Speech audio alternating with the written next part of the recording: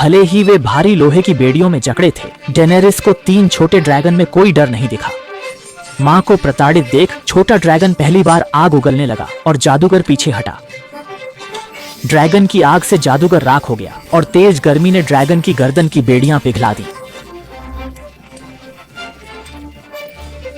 Daenerys ने अपने बच्चे की शक्ति समझी और दंड के लिए उसे बंदी बनाने वाले को अंधेरे तहखाने में बंद कर दिया।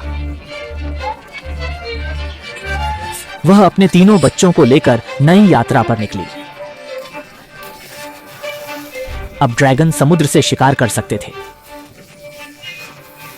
डेनी बच्चों की वृद्ध देख खुश थी क्योंकि उसके पास अब एक सेना के बराबर शक्ति थी। पर डेनेरिस को नहीं पता था कि उसके बच्चों का भविष्य कितना दुखद होगा।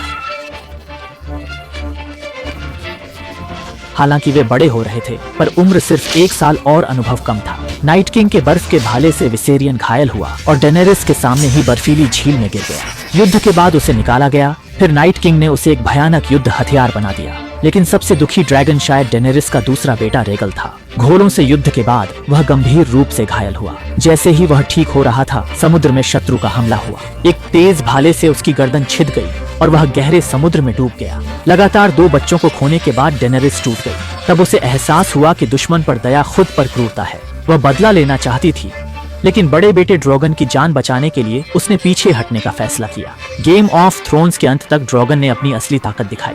उसने न सिर्फ सारे जहाजी बेड़े चला दिए, बल्कि ड्रैगन मारने वाले सभी हथियार भी नष्ट कर दिए। डेनेरिस के 7 राज्यों पर कब्जा करने के बाद किस्मत पलट गई। अंत में वह अपने प्रियजन के हाथों मारी गई।